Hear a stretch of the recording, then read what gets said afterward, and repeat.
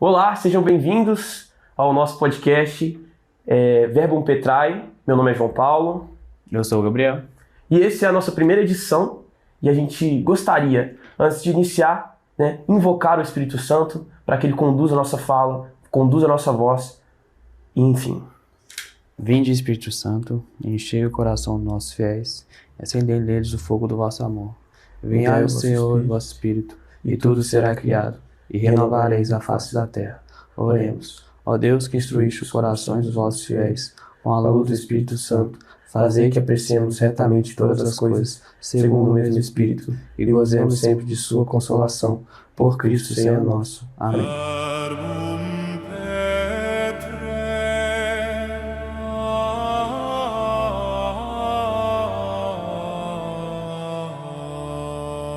Bom, então, o podcast ele foi criado com o intuito justamente de trazer a catequização, de trazer a doutrina, os ensinamentos da igreja de forma digital, que fosse acessível, certo, Gabriel? Sim, eu já sou catequista, né, meu segundo ano como catequista, tanto de crisma como de catequese infantil, e acho que é um natural, né, muito inspirado pelo tema de hoje, Carla Acutis, que a gente continue essa propagação pelos meios digitais, né? Então é uma extensão de tudo que a gente já vem fazendo há muito tempo, e agora com um público maior para atingir mais pessoas. Sim, e que isso chegue, na maior parte das pessoas possíveis, e eu, como leigo, estou disposto a aprender e entender mais sobre a igreja e a catequização.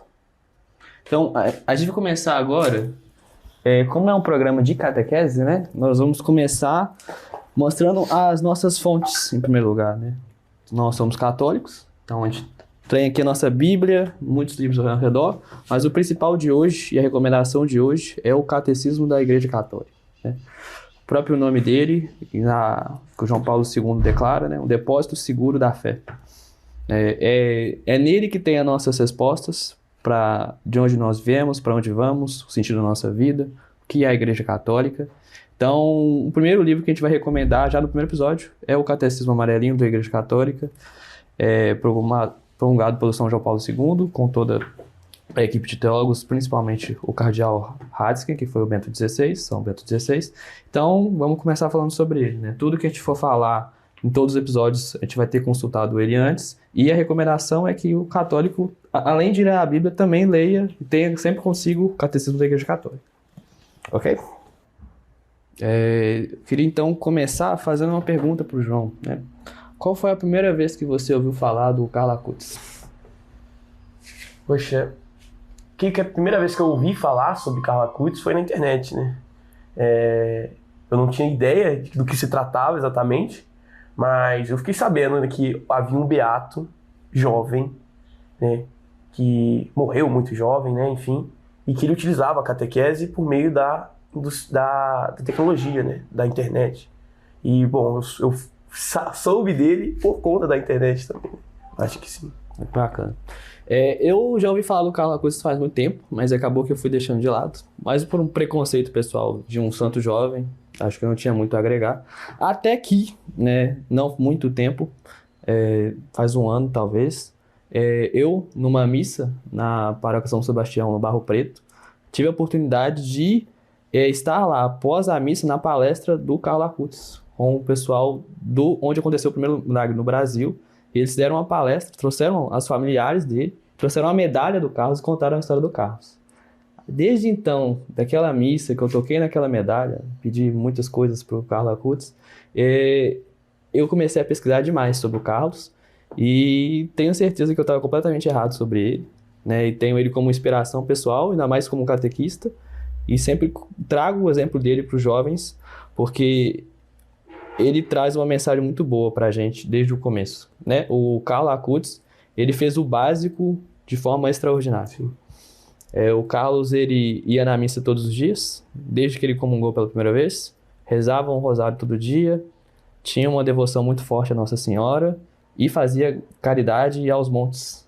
Ele é uma pessoa muito rica e ele usava o dinheiro dele não para comprar coisas para ele, mas para fazer caridade com todo mundo que ele estava. Então, o Carla Acutis é a inspiração desse podcast também, né? A gente pode falar isso. Sim. De um exemplo de como que o jovem ao invés de fugir do mundo, né, ele pode agir no mundo de forma santa para salvar o mundo através de Jesus, né? Então, o Carlos, ele fez muito isso. Ele aprendeu a programar sozinho, na época onde não tinha muitos cursos sobre isso. E programando sozinho, ele vira pro padre dele e fala, a gente precisa fazer um site para a paróquia. E o padre dele fala, o que é um site? E aí ele chega pro padre dele e fala, vou te mostrar. Ele faz um site para a paróquia. Só que, obviamente, ele não termina aí, né? Porque ele fez todo esse arroz com feijão muito bem feito, ele desenvolveu um amor muito forte para a Eucaristia. Então ele tem uma frase muito importante que ele fala, eu vejo shows lotados com filas para entrar e eu vejo igrejas vazias. Se as pessoas soubessem o que espera para elas lá na missa, teria o contrário, né? Não teria lugar sobrando ou faltando na igreja. Então a igreja era para estar sempre lotada, porque o ápice da vida do cristão, do católico, acontece na missa. Então, por esse amor, entender tudo que fala, ele cria o site dos milagres eucarísticos, né? Ele percebe que ele queria muito falar sobre isso, descobrir sobre isso, mas pesquisando na internet ele não acha um caminho fácil de falar sobre isso. Então ele cria um site por conta própria, né? Horas e horas e horas e horas e horas gastas aí de madrugada fazendo o site. A mãe dele achava que ele ficava jogando, né? Ele ficava fazendo o site.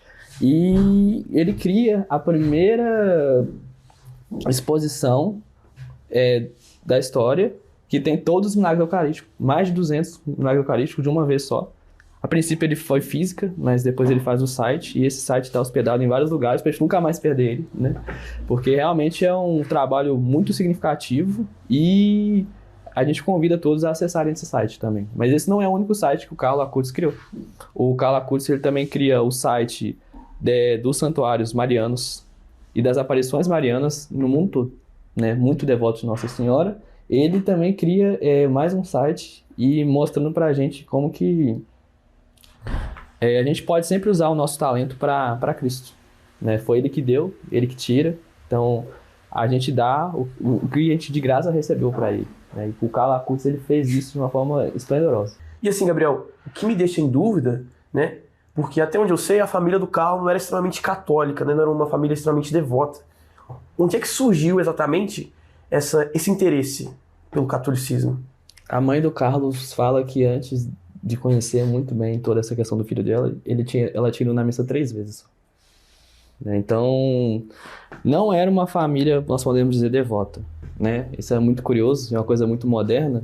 O Carlos aprendeu a rezar com a babá dele, né? E então, essa influência na casa dele foi muito boa, porque a própria família dele não tinha tanto uma fé muito forte. Eram católicos, mas no termo popular, né, não praticantes.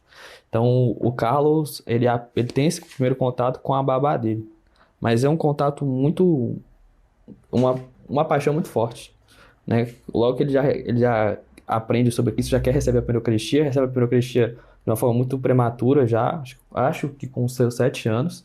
Então, porque o padre concordou que ele estava totalmente pronto. Sim. Então, desde então que ele recebe a primeira, ele nunca mais para de receber a Eucaristia. E ele começa a evangelizar para todos os cantos, né? Ele fala que ele converteu o jardineiro que trabalhava na casa dele, ele convertia os amigos dele, e sempre de uma forma muito tranquila, né? O pessoal fala que o Carlo Acutis é o social influencer e tal. O Carlo Acutis quase não usava rede social e quase não jogava videogame. Ele jogava videogame, usava rede social para evangelizar com os amigos dele, né? Então ele usava do videogame, usava da rede social para conversar com os amigos dele, para poder trazer eles para Cristo. E essa é a vida do Carlos, né? O Carlos, o Carlo Acutis é aquele jovem que ele era muito popular, mas ao mesmo tempo, quando ele via alguém na sala que estava sendo maltratado, que estava deixado de lado, ele trazia aquela pessoa para a rodinha, ele conversava com aquelas pessoas, acolhia todo mundo. E esse coração imenso que sempre chamou muita atenção, tanto dos professores como de todo mundo. O Carlos era aquela alegria que ele trazia para a sala, que todo mundo ficava admirado, né? Como que ele parecia incansável, sempre muito alegre, sempre para falar a palavra de Deus. E o que mais surpreende a gente é a quantidade de caridade que esse menino fez, né? Ele, quando ia comprar coisas para ele sempre falava para a mãe dele, por favor, não preciso, porque eu já tenho. Por exemplo, minha mãe vai comprar um sapato novo, já tenho um sapato usado, não preciso. Ele, usando o computador para criar o site, A mãe dele querendo comprar um computador novo para ele falava, não mãe, eu quero um computador usado, por favor, não precisamos de coisas novas. Mas quando ele ia comprar coisas para os outros, né, ele comprou muitos sacos de dormir para moradores na Itália, ele comprava novos. Uhum. E ele fazia o almoço para esses moradores de rua. Então, esse coração do Carlos, você percebe claramente que existia ali uma fagulha divina ali, um Espírito Santo agindo naquele menino, fazer uma caridade que não é normal. Ele, mesmo sendo de uma família muito rica, não se apegou a nenhuma parte desse dinheiro, usou a maior parte do dinheiro para fazer essas caridades que a gente acaba mencionando. E o mais incrível, né? De forma escondida. De forma sem alardar para si, né? Porque você pensa que tinha um menino que tinha um talento para programação natural, aprendeu a programar sozinho, ele podia se autodivulgar na internet com muita facilidade. Né? E a gente só foi descobrir que ele fazia esse tanto de caridade depois que ele morreu. Porque essas pessoas compareceram ao velório dele, contaram o que Carlos fez com elas. Então, além de tudo, de ser essa caridade, esse amor grande, o Carlos ele nunca quis chamar a atenção para si. Né? Ele sempre deixou bem claro que o foco que ele queria trazer às pessoas era para a Eucaristia. Na palavra do Carlos, né? A Eucaristia é a minha autoestrada para o céu. O que significa isso? Né? É a via rápida, o jeito mais rápido de chegar no céu. E ele também fala muito uma frase que é não eu, mas Deus. Então, sempre tentando levar Deus às pessoas sem chamar a atenção para ele mesmo. E uma outra frase muito, muito legal do Carlos é que ele fala que a tristeza é o olhar voltado para si mesmo e a felicidade é o olhar voltado para Deus. Então, a gente traz toda essa reflexão da nossa própria modernidade, dos próprios jovens, né? Tem muita questão de depressão, muita tristeza, muitos pontos. E talvez ele venha aqui trazer uma resposta possível, que é Deus, né? A caridade, né? Se doar para o outro pode ser a nossa forma de chegar à felicidade igual o Carlos chegou. E é interessante essa fonte de conversão que é o Carlos, né? Porque, bom, a família dele não tinha, né, esse acesso à igreja, não tinha essa prática, né, de devoção mesmo. E é interessante como isso muda com a presença do Carlos, né? Como a família dele é alterada, como as pessoas ao redor dele são alteradas. E eu não sei se eu estou errado, né? Mas eu vejo isso muito como a forma simples com que ele agia de que mostrar que a santidade é algo que está nos pequenos atos, que é possível, que é alcançável, né? Uma coisa que eu reparo muito, principalmente no meu colégio, é que as pessoas elas não entendem ou elas não compreendem, né, como um jovem de 15 anos pôde ter acesso, né, pôde ser canonizado efetivamente, né, pôde vir a ser um santo. As pessoas ficam meio abismadas com isso. Isso, em certo sentido, nos impressiona, mas nos converte também, né?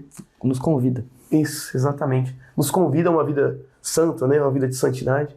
E o exemplo do Carlos é simplesmente maravilhoso, né? A gente percebe que a santidade não é uma questão de tempo, né? Mas é uma questão de amor. Não é quanto tempo você viveu, mas quanto amor você entregou, né, nas mãos do nosso Senhor e quanto que você se deixou ser usado por Ele. Então, o Carlos é um exemplo. Acho que é a segunda vez na história, né, que a mãe do santo vê o filho ser canonizado e ela estando viva, né?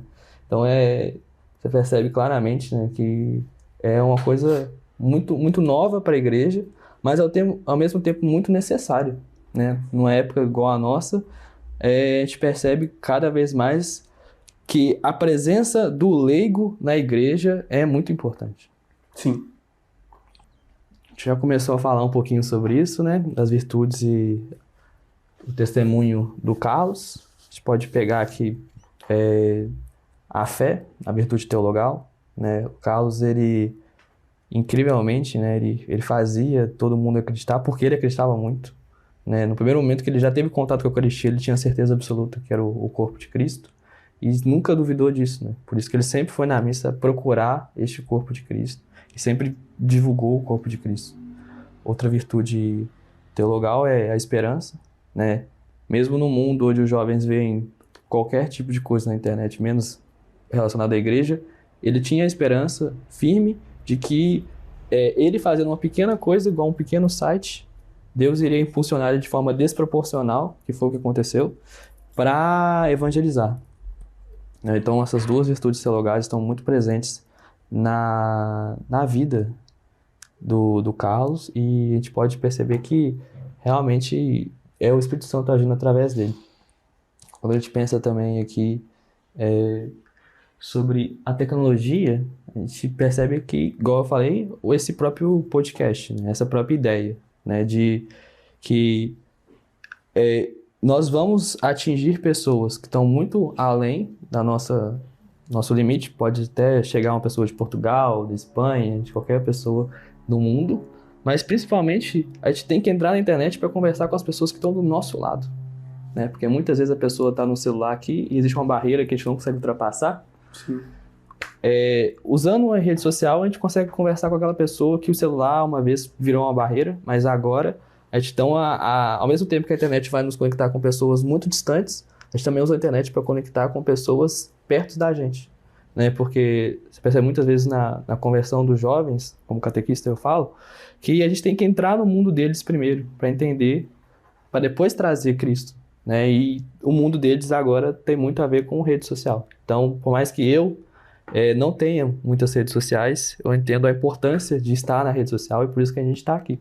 Então, o Carlos, ele nos deu esse insight, né, de que a evangelização também precisa se utilizar dos meios digitais, ainda mais na nossa época de agora. Sim, e recentemente eu tinha visto uma discussão, né, na internet a respeito desse tema, sobre a tecnologia em específico. Eu estava vendo um influenciador católico, o nome dele chama Lucas de Tomás, e ele fala sobre uma das relíquias de segundo grau que teve contato com os Carlo Acutis, que seria o PlayStation dele, né? Oh. Que ele utilizava semanalmente, né? Ele tinha restrições, ele gostava muito de jogar videogame, mas ele se restringia, né? E as pessoas, isso causou meio uma comoção, um alvoroço a respeito de como pode um PlayStation ser uma relíquia da igreja, né? Como pode isso acontecer?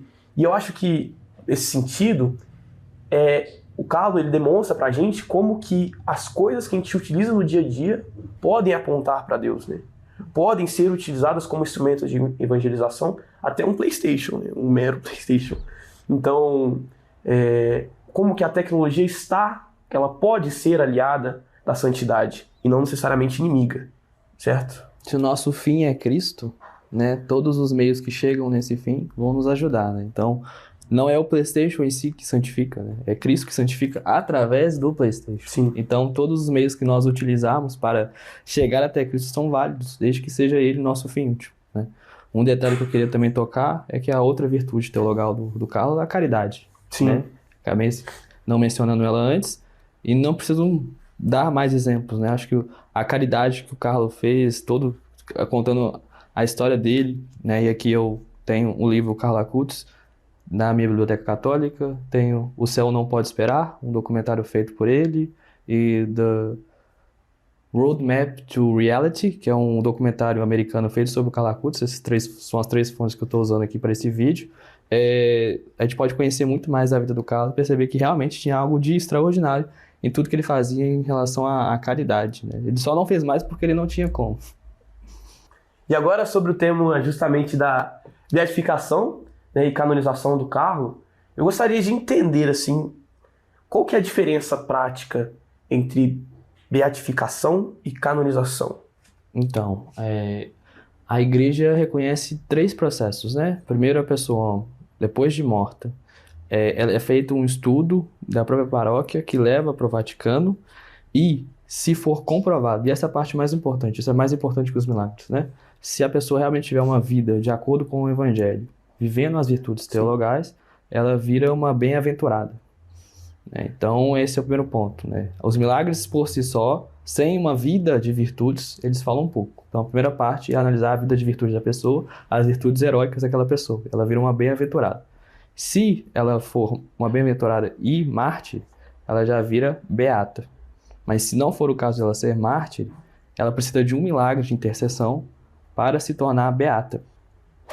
Isso é a forma que a igreja tem de confirmar que é Cristo agindo através daquela pessoa, porque um milagre nada menos que uma ação de Cristo, uma ação de Deus aqui, agindo, fazendo uma coisa natural acontecer de uma forma sobrenatural. Então é a confirmação que a igreja tem de que algo é um milagre, né? Então, Acho que existe muito, muito rumor sobre isso, muito má informação sobre essa questão do milagre, porque se um milagre de fato não for um milagre, a primeira a querer saber disso é a igreja, né? A igreja é preocupada com a verdade, mãe e mestra de todos os seus filhos, ela se preocupa em ensinar somente a verdade. Então a igreja é a principal interessada em saber a verdade, se é um milagre ou não. Porque se não é um milagre, então a igreja estaria errando e a igreja estaria levando os fiéis a se afastar da palavra de Deus. Então, a primeira interessada em saber se o milagre é verdadeiro ou não é a igreja, então tem todo um exame muito rigoroso para saber se é uma questão de milagre ou não. Por exemplo, se uma pessoa está sofrendo com uma doença muito, muito grave e ela de fato está investindo muito dinheiro no tratamento e o tratamento está acontecendo e acontece uma cura de uma hora para outra, provavelmente não é um milagre, porque está acontecendo todo um processo de tratamento. Geralmente a igreja atribui milagres a processos que não está havendo um tratamento muito intensivo ou as pessoas já desistiram. Então Sim. Tem toda uma questão dessa. Então bem-aventurado um milagre beato.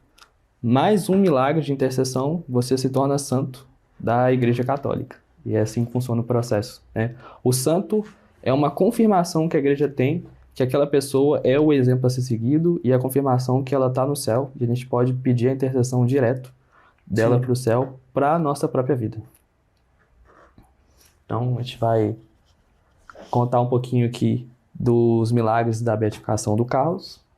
Sim. Então, o primeiro caso, igual eu contei na história, é o caso do menino do Brasil, né? Essa criança sofria de estenose do adenal, causada por pâncreas anular incompleto e acompanhada de vômitos contínuos e grave desnutrição. Aconteceu na Arquidiocese de Campo Grande, no Brasil. O menino ele sofria com esse problema, mas ao tocar na medalha do Carlo Acutis, ele pede para parar de vomitar, para parar de sofrer. E logo, uma semana praticamente depois, ele melhora sem nenhuma explicação, né? A consulta médica da congregação declarou a cura rápida, completa e duradoura, sem nenhuma explicação científica plausível, né? Então, nesse sentido, o próprio Vaticano reconhece esse primeiro milagre, né? No Brasil, quem diria, né? No Brasil, um santo italiano. Então, já é uma forma de identificação nossa com o Carlo Acutis, uma coisa que nos traz mais perto dele, porque ele veio... até as pessoas que rezaram aqui no Brasil, a gente percebe também a unidade da igreja, né? Sim. A igreja é católica, universal, é uma só, é a mesma em todos os países, em todos os lugares, e a gente é um corpo só de Cristo, e estamos junto com todos os santos, com Maria, com Cristo, e a graça que cai em um, cai em todo mundo. Então a gente percebe que é a unidade da igreja. O segundo milagre que leva à canonização, decretado em 2024, foi de uma jovem costarriquenha que estudava na Florença e ela sofre um grande trauma no crânio encefálico após um acidente de viação. E foi com múltiplos focos laceros contusivos e teve uma hemorragia. Então, também foi uma coisa que aconteceu dessa vez na Itália, e a mesma questão. O Congresso Peculiar de Consultório e Teologia concluiu que foi uma recuperação rápida, completa e duradoura, sem nenhuma explicação médica. E aí quem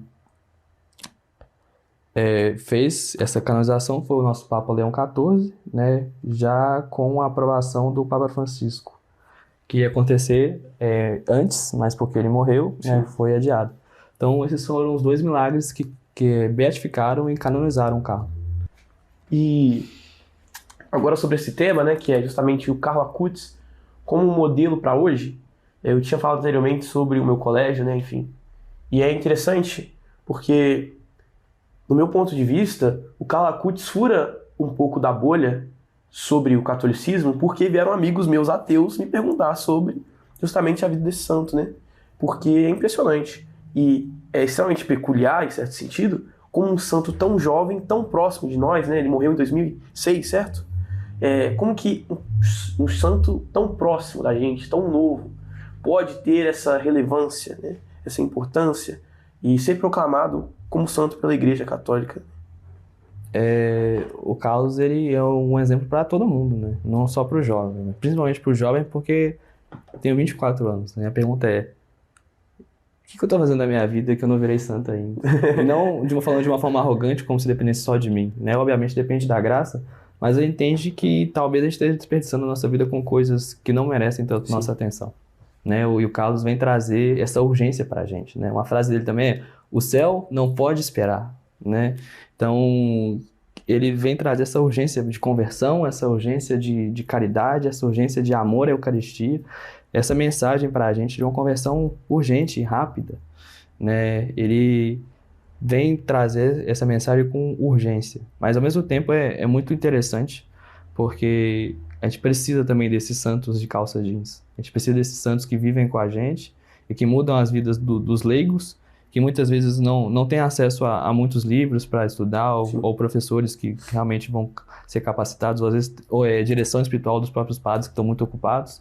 Então, por mais que desde o Concílio Vaticano II, né, esteja deixado de forma clara e explícita que a vocação à santidade é para todo mundo, a gente precisa sempre de exemplos claros e pessoas vivas para nos lembrar disso, né? Porque muitas vezes a gente fica muito preso a Santo Tomás de Aquino, Santa Teresa d'Ávila, Santo Agostinho, né?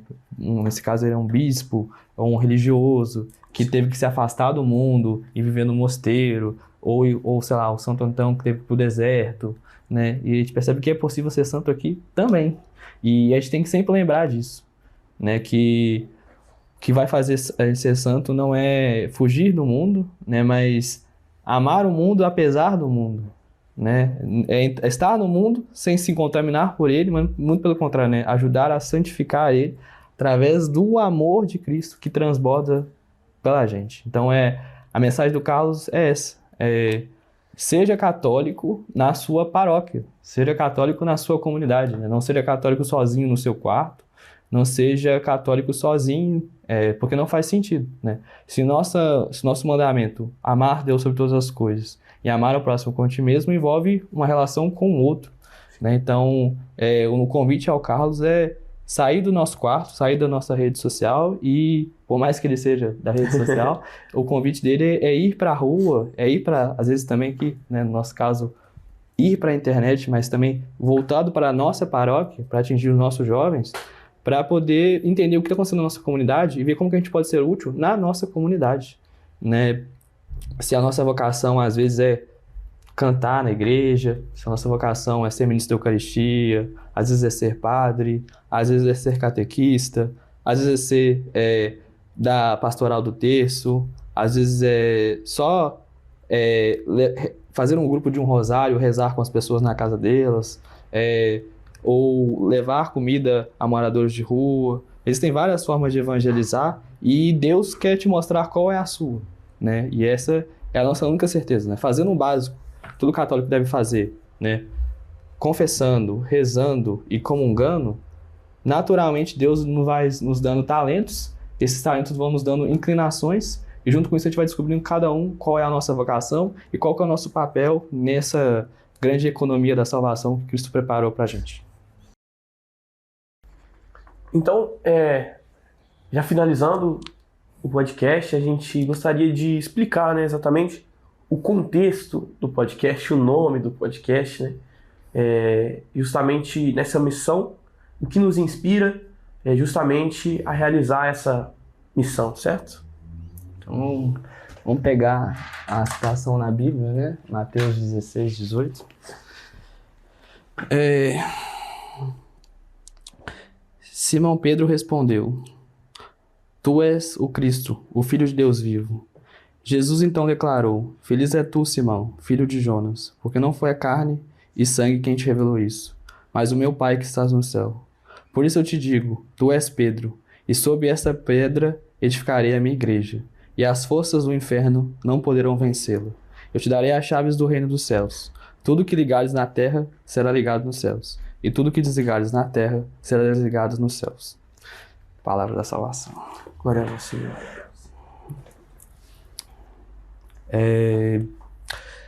Quando a gente tem que deixar uma coisa muito bem clara, né? Quando a gente fala de cristianismo, mas esse é um podcast católico, Sim. Então, é o primeiro ponto, né? Então, este nome, né, esse verbos petrai, a palavra da rocha, da pedra, tem muito a ver com essa questão, né? Nós somos católicos, então nós estamos submetidos a Roma. E essa que é a ideia, né? Nós somos leigos e nós queremos estar sempre de acordo com a Igreja Católica. Tanto que, por isso que a gente trouxe aqui o catecismo, a gente traz aqui a Bíblia, mas mais que isso, né? Nós temos a intenção de trazer como os convidados, se possível, né? Padre, bispos, seminaristas, freiras, doutores, teólogos, para ajudar a gente aqui a melhor entender, né? Porque nós dois somos leigos, mais curiosos, né, do que doutores, né? Então, a ideia é sempre aprender e também estar de acordo com a igreja, né? Trazer essa unidade da igreja e essa frase e essa citação tem a ver com isso, né? Onde está a fé de Pedro, ali está a fé da igreja. Então, essa mensagem que a gente também precisa dizer, né? O católico, para ser católico, precisa estar de acordo com o que a igreja fala, né? O que a igreja fala é o que o pontífice de Roma, junto com os seus bispos, os cardeais, falam, né? Então, essa aqui é nossa forma de dizer que nós estamos de acordo com a igreja, com tudo que é dito, tanto nas encíclicas quanto nos documentos oficiais, e eles também são a nossa base. Então, essa é a nossa forma aqui desde o começo de não dar a importância, né? O Pedro é a rocha e sobre a palavra dele, né? Eu só queria fazer um comentário muito curioso sobre essa citação, que vem do padre José Eduardo. Quando o Pedro, um pouquinho antes da citação, pede para Cristo não ir para a cruz, ele chama Pedro de Satanás. E olha que engraçado, quando o Judas dá um beijo em Jesus, traindo ele, Jesus chama ele de amigo. Por que tem essa questão, né? Porque Judas, mesmo traindo ele, levou ele para a cruz.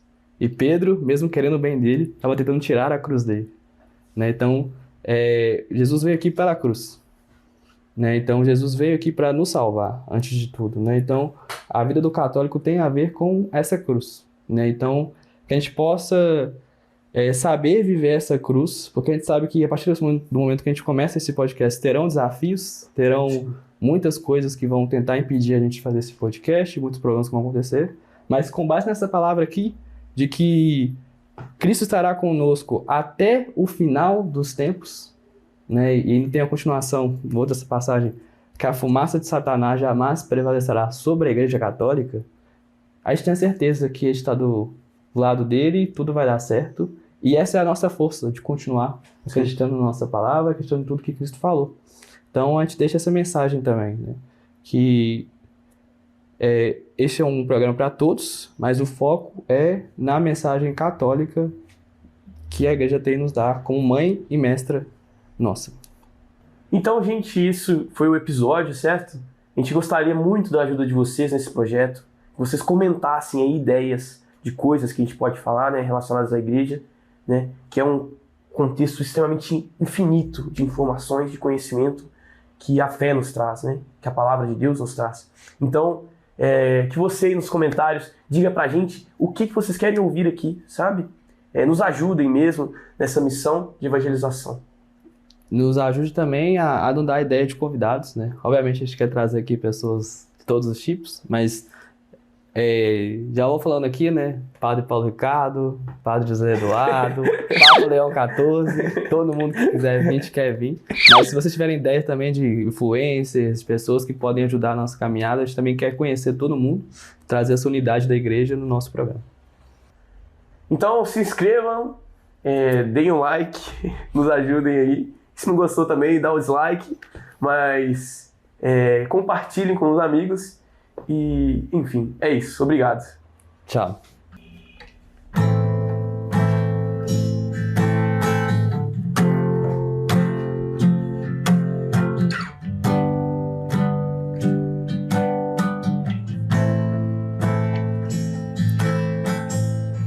Pescador de homens, farei de ti,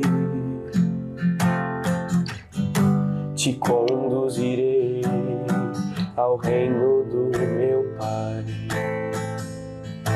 A face do Pai é esta, que olhar para ti.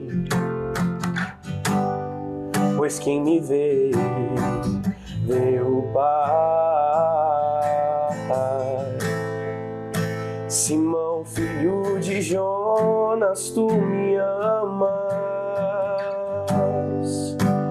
Sim, Senhor, tu sabes que eu te amo. Simão, filho de Jonas, tu me amas. Sim, Senhor, tu sabes que eu te amo. Simão, filho de Jonas, tu me amas. Senhor, tu sabes tudo.